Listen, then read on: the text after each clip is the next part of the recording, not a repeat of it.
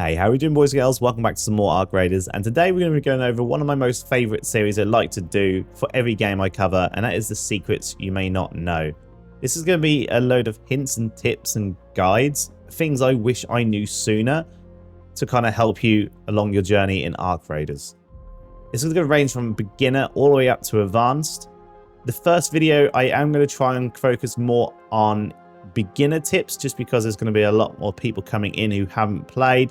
This is the first time the games obviously came out, and I have managed to put in quite a lot of hours from the tech tests, and I've also reached level 32 in the main game, and there is definitely some things that I've been learning along the way which I will show you. So we've got quite a lot to cover today. Let's get into it. So this first tip is one I'm pretty sure most people won't know unless they've reached it. It's going to be a little bit further down the line, but it's going to help people decide on where they may be wanting to go with their skill tree. And if you want to see a separate video based on the skill tree more and what I'm going to be doing later on in the further levels, let me know in the comment section down below. I'm also going to be trying to get to security breach, which is 36 points, and then showing what is in these security breach containers in a video. So be sure to subscribe for that if you are interested in what is contained in these security breach containers, which are scattered around the areas of the map. But what we're going to talk about is, did you know that Traveling Tinkerer contains a really bunch of useful items which may make it worth you leveling up? Let's get into a game and show you what that is. Okay, so in game, let's head over to crafting and have a little look. As you can see, we now have the Raider hatch key available to us to craft. This is actually clutch in certain situations, and I can easily find most of these in game. Just go and highlight the components. This is another tip in general. Any component you are trying to find, if it's when you're looking through in the workshop or in game, just look at it and it says can be found in electrical. That's where I want to be going if I want to be trying to find a hatch key in game, electrical. And this one here can be found in security and technological. So just take note of where they are and then go to POIs which are labeled electrical or technological. You can normally find electrical stuff also in the techno areas too. So just something to take note when you are looting and trying to find certain items. And also, hatch key is so nice being able to craft. One also thing is, you also unlock these trap nades. These are actually really good as a solo player, and I would 100% advise building these if you can. They're really easy to make. Just wires and a nade, wire and a nade. You'll find wires all over the place. And these nades, right, you will get one of these nades guaranteed every single time you spawn in with a free loadout. I've actually killed someone with a free loadout just a minute ago, and I've also got my own. So I've got the blaze grenade, and I also have the where was it, the snap blast grenade. So you could craft for example this one using it, and you can then lay them at a door if you're trying to loot something and you don't want someone sneaking up at you. You just pop these down before you start looting, especially if you know there's someone about, and it might be able to catch them off guard, and you can then disarm them and pick them back up again if you need to. So really handy in-game crafting stuff here. Also, you have the upgraded herbal bandages, which these plants are very easy to find around the place, scattered about, and you also get fabric, which is very easy to do, to scrap down and get. So you'll be able to actually craft the better herbal bandages with this upgraded topside crafting perk. So definitely something to take note if you are interested in this. Did you know that you can sell the freeloader argument for 100, but it's actually better off to do something else? Instead of selling it, instead put it in your stash and go over to your traders, go to your clinic, and over here you'll notice that there's two of each basically backpack. I like to just call them the backpacks, and you'll see one of them is cost 1,900, and one of them you can trade in for the free loadout argument. So it's better to do this because even if you don't need practically these anymore, maybe you've got some blues, you can also then sell these for more money. So now that one we've just traded in, this one will sell for 640, which is a lot better off selling than if you're selling it for 100. So never sell it just straight off the bat. Trade it in first and sell it, or trade it in and then use it. Right. One thing you want to do as soon as you spawn into a match is work out where your extracts are, because if not, you could get stuck unless you have a Raider's hatch key. So when you go and bring up your map straight away and just look at your extracts and plan ahead on where you want to be getting out. And then look at the time, and then it knows what time you get. So for example, this one, we've got 12 minutes over here. We have 17 over here, and we have a 27 here. So for me, I would most probably plan ahead around looting around this area and avoid this area up here. Just because I know I'm more closer to extracts around here. Just something to take note when you spawn in it so you don't get caught off guard. Have you gone to that point where if you wanted to repair something and you don't have a certain material, like these mechanical components? I tend to find I need these quite a bit, but there's actually a way you can get these mechanical components while you're back at your base. You don't have to keep looting these to find them. To do that, just make sure that you take note of, on your workstations, the refiner. Make sure you've unlocked the refiner. It is a very handy workstation. Under here, you actually got mechanical components you can craft for metal parts and rubber parts. Very easy to find metal parts and rubber parts. We do go through a lot of metal parts, but you can get them really easy just by doing a loot run and just scrapping everything, right? So we can actually craft 3 of them just by going over to our refiner here. Did you know you can earn yourself some awesome rewards and cosmetics by doing the trials? If you go to your radar and go to trials, this is unlocked to level 15. You can unlock yourself some really awesome rewards. Now, we're going to go over these in a different kind of order here. We're going to start at the ranks. Okay, so this is a seasonal rank. This is going to end in 44 days. And the higher you go in your rank, you can see that you can start earning some really awesome cosmetics. And these are going to be free. You don't have to pay for these. This is just going to be a seasonal thing that you can grind for. And the higher you go up the ranks, the more you're going to be able to earn up until you get to legend. I really like that they've put this in because it gives you something to grind for, even if you complete all the missions or do certain things and you're like, well, what do I do now? Well, you got this you can also work towards. And then we'll also talk about another thing you can work towards in a minute. But loads of things you can earn here, and these are completely free to earn as long as you put in the grind. So how do we actually grind these ranks and progress towards this Cantina Legend? You want to be going over to the weekly trials here and looking at these weekly kind of like missions you need to do, and they're based on a tier system from 1 star all the way up to 3 star.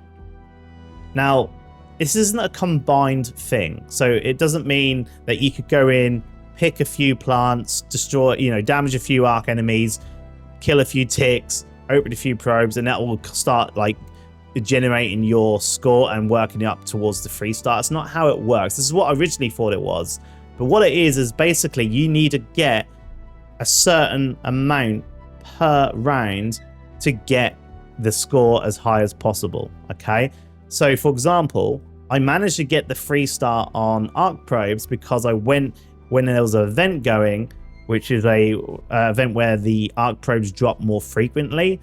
And I was able to then just go around opening up as many arc probes as possible, including ones which are already been open. If you just go up to it and loot it, it counts towards it. And I was able to get my 5k score based on doing that. So just something to take note. It's not just opening up an arc probe every round and that will then eventually get you to 3 star. You have to do it in 1 round to try and get the highest score possible. All right. So for example, again, harvest plants, I am going to go in and just literally harvest plants. Okay. I'm just going to go in and go to nature areas and places I know where I can harvest like different plants and fruit or mushrooms, whatever, and then try and get as many as possible in 1 round and then extract. And that is one of the important things. You do need to extract to get this reward counted and added towards this weekly trials. Once you get out, you'll instantly get the reward, which is shown here. And the higher you do, the better you do, the better the reward you will get. Okay, so you want to try and aim towards that epic reward. You'll get yourself a purple item. It could be like a attachment. I've been getting attachments so far, and I've also been getting blueprints from doing this. So another good way of getting blueprints and other things just by doing these little weekly kind of missions along the way. Now, why are these important? And well, these are the way you rank up. Okay, this is the only way you can rank up. So if you go to the leaderboards now, this is the next part of this. So this whole combined score is 12,868. Okay, so everything here is 12k so far. Let's now look at the leaderboards and look at how you now rank up to get these juicy rewards. So you will be put in a kind of, not a local leaderboard, but you'll be put with 100 people basically, I think, at random. All right. So there's 100 people here, and you'll be put that at random, and you can start accumulating your score based on your weekly trials. Okay. So as you can see here, it says 2 times promotion. That means that you'll go up 2 ranks, not just rookie 2, you'll get to rookie 3. All right. So in less than 1 day, if you get to 2 times promotion, you'll go up to rookie 3. If you go 1 times promotion, you go to rookie 2. And if you don't do the amount of score, you'll stay at rookie 1. So how do we know if you're where you are? It will actually tell you what position you are in. So rookie 1, I'm currently position 33 with the points I've got, and I've got this amount of time until I can get this promotion. So I'm going to get promoted once at the current time. All right, so I'm ranked 12,000 at the minute, which is just nearly hitting the 2 times promotion here. You can see it says promotion. This one says 2 times promotion, and if you go down a little bit more, you have unchanged. So at the minute, these guys won't get any promotion at the minute. They'll stay where they are, and they'll have to work on the weekly challenges next week to try and get themselves to the promotion or 2 times promotion. So definitely work on these weekly trials and get these scores as high as possible so you can just get yourself into the 2 times promotion here. All right, so something to take note. It's a good way of trying to get yourself some free stuff and work you around and doing more things than just doing the missions. It keeps you grinding, keeps you working towards things, and I really like that Arc Raiders have added this into the game. Let's just talk about stash. When it comes to your stash, you'll have a certain amount of slots, and if you want to get more, at the minute I'm at 232 stash, you want to go to expand and spend some money. Now, I would 100% advise not spending money too much on your traders and just focus on crafting when it comes to your loadouts. And if you can't craft too much and the stuff is quite expensive, just going with a free loadout. Free loadouts are really good. And a lot of the missions I've done and a lot of my game time already has been through free loadouts and making money and materials that way. So just something to take note. Keep your money for your stash, all right? Because it's going to be valuable for you to get your stash as high as possible so you can hoard as much materials as you want to build everything you need, all right? So make sure you expand your stash. It'll start off around 5k, then it goes to 10, then it goes to 15, and then it keeps going higher. Mine is currently at 130. To upgrade my next one, you'll always gain 24 stash slots each time. Something also to take note is you can sometimes free up your space just by going to merge stacks. Sometimes when you've been on your raid, you just drag it over and it doesn't automatically merge them to the highest they can possibly be per slot. So you can see I'm at 224. If I click merge stacks, you can now see I've gone down to only 214. I've freed up 10 slots just by clicking this button here. So just something to take note. If you are full and you're trying to find space, click on merge stacks first and see if you can gain some space that way. Did you know that I could also be live currently at this minute? Little cheeky promotion right here over on Kick, trying to work out a lot of this stuff. We are over level 32 and grinding, trying to aim towards that security breach perk, and we're also doing a lot of testing and experimenting when it comes to the expedition and trials. If you want to come over and say hello, more than welcome. I'll have the link in the pinned comment down below. So one of the things I get asked a lot is, what should I actually be taking out of me? Things that I should be looting, things I should be leaving, things I should be selling, etc, etc. This is a common question for every single extraction shooter when you start going into one, and Arc Raiders does it perfectly because they actually help you with this, and I've thought about it. And so you don't have to study every single item to know what you're bringing out. Firstly, when it comes to the missions, these are the first things you're going to obviously want to be focusing on when it comes to bringing out loot. They are automatically tracked in terms of showing you a little icon on each thing which pops up and lets you know if you need it or not. Okay, we'll talk about the icons in a minute, But the other thing you want to be working on also is the workstation. Arc Raiders is all about building things from the things you're looting, all right? From all the materials you're grabbing. And that is how you want to be going around in Arc Raiders. You don't really need to be buying everything from the traders because it's a lot more expensive. You want to be making it in your workstation. So the first thing would be making sure, one, that you've built all the workstations. So if I haven't got this anymore, but you'll be able to click on a workstation and track it, and then you'll be able to build that workstation. Now, let's have a look at the gear bench. I most probably want to level up my gear bench to level 3. You want to definitely be leveling up your workbenches because it will then make you be able to craft even more stuff. For example, I'll be able to craft this looting MK3 if I get to level 3. So, leveling up requires these resources. So you can just look at these and obviously take note, but a really handy feature that Arc brings is tracking resources. Once you track a resource, it will then appear on the item with a little eye. And I think I've got a good example here. If I look at Scrappy, one of the items I'm tracking for something must be chemicals. And so you can see there's a little eye above it. Now, when you're in raid, that little eye will be on the item and let you know that you've tracked it. And so you'll just definitely be prioritizing the things that you have the eyes over, the things you haven't got the eyes over. So that is one way you can prioritize looting, is just pick the things up which you have eyes on, and then if you've still got space, pick other things up as you may need it in the future, right?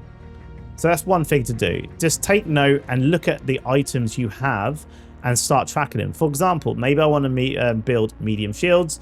I'm definitely going to be looking out for batteries and these arc circuitries. So instead of just trying to remember it, I can just track it. And now these will also be put in the logbook. And when I'm in raid, they will come up with a little eye and let me know that I need them. Really, really handy. And it's a great way of just kind of keeping track of what you need when you're out and about. Did you know that you can increase footsteps louder to get that competitive advantage? Going over to the audio section on your settings and going to night mode, turning this on will increase the footsteps volume. What it basically does is it acts like a compressor. And so all the higher, louder volume things in the game are going to be compressed a bit lower, and the lower sounding sounds are going to be upped a little bit and trying to bring them more equal. And it's a great way of hearing footsteps. This will bring up the loudness of footsteps and lower things like explosions and gunshot noises. So really, really handy way of figuring out where people are just by turning on this night mode. While we're talking about settings, the other one I get asked about is how do I get my crosshair looking like this? I go to accessibility and you go down to where it says crosshair and you just put override crosshair shape to on. The default crosshair changes depending on the gun, and some of them are horrendous. And I want to have a consistent crosshair looking how it is at the minute. This is how I like to have mine. And so to have it like that, you have to click on override crosshair. I have the T-cross shape, but you can choose a bunch of different shapes depending on your preference. When it comes to weapon center dot, I have this on, and this is the little dot in the bit here. When I'm running, this outside bit goes, and I just have the center dot on. And there's a great way of keeping your crosshair centered, aiming towards where you want to be aiming. So if someone does pop out somewhere, you already have your crosshair kind of at that area ready to start shooting at them if you need to. So just something to take note that I think the weapon crosshair center dot is a really awesome thing to have on in that kind of sense. Now, in terms of making it different in terms of thickness, length, and all that, you can control it all here. And I have a pink color, which just really stands out in most of the maps. And to get that, you want to just change the crosshair red, green, and blue. I just put red all the way to the max, and then I put green all the way down, and I also have blue all the way to the max. Okay, so basically just adjusting the green all the way down here gets me the pink color that I'm aiming for. But have a little just around and see what you like. Green is also a popular choice when it comes to standing out in most parts of the map. Let's now talk about movement and stamina management. So when you're obviously moving about, you're going to be using up stamina. The more you run, the more stamina is going to get used up. This is obviously obvious. You can see the little stamina bar is now showing just like so. And you can see that we're using up a lot of stamina. Now, something to take note. If you're going downhill, or if you're starting to you're starting to run out of stamina, if you start sliding, you'll notice that stamina increases when you slide. And so if you're trying to get somewhere, sliding in the direction you're trying to go to, you can still keep going somewhere, but you can also keep topping up your stamina. Even on even surfaces, you can see here, we're still gaining stamina just by sliding, and we're not actually using up our stamina. So something to take note, if you really need to get somewhere in a pinch, just sliding everywhere and will help you just maintain that stamina even when you're going. And in fact, I'm actually increasing the stamina slightly while doing this, and it's not the most amazing thing to keep on doing, but it's something just to take note that sliding doesn't consume stamina, and you can gain stamina by doing so. This will also be amplified by one of the perks in your skill tree where you can slide faster and slide for longer. So just something to take note. I'm actually going to be experimenting with that skill, because that might be a way of actually still gaining quite good momentum even on even surfaces where you can actually keep gaining stamina while moving. This also could be very good for PvP if you're in a fight and you're sliding to kind of dodge some shots while not really using up your stamina. You don't have to always use your roll to avoid the shots, which does use up a lot of stamina. So just something to take note. Sliding is very, very good in this game, and it can give you back stamina. One of the most awesome items I use a lot is the adrenaline shot. This thing here is clutch. When you run out of stamina, if you pop one of these, you'll get unlimited stamina for 10 seconds on top of also just refilling your stamina straight away. Let's just show you it in use.